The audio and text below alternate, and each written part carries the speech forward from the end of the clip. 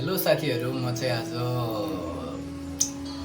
यसो है कसैको बारेमा भनौँ या नभनौँ त्यो त थाहा छैन, तर आज चाहिँ नेपालको बारेमा अलिकति भन्नु मन लाग्यो।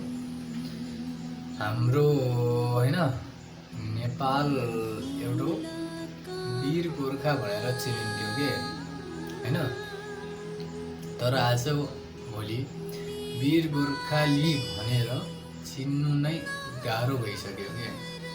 किनभने अब नेपालीले नेपालीमै गाह्रो बनिसकेको छन्। अब नेपालमै नेपाल अब रहन मुस्किल रहेको छ, किनभने सब ताथर बित्थर भइरहेको छ। खै कसको नजर लाग्यो। अब हाम्रो नेपाललाई बचाउनु चाहिँ हाम्रो अब सानो कोसिस गर्नुपर्ने छ र हामी सबै मिलेर केही गर्नुपर्ने हुन्छ।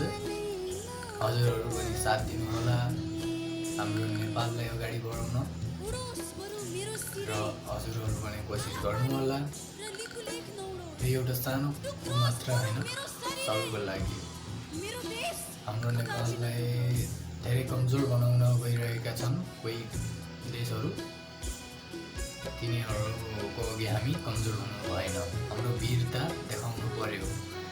हामी वीर हो भनेर देखाउनु पर्यो।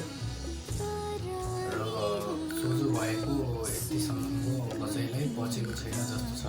अब आफ्नो असली वीर गोर्खाली भनेर कसलाई भन्छ देखाउनु पर्ने टाइम भइसक्यो।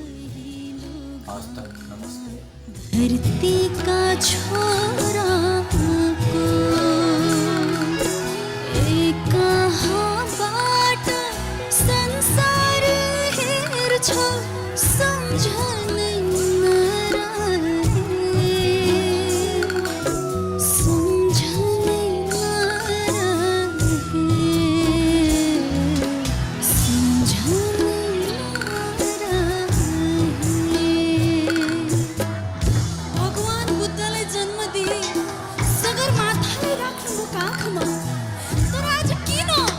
पिछिल्दै रुँदै छिन् मेरी प्यारी नेपाल।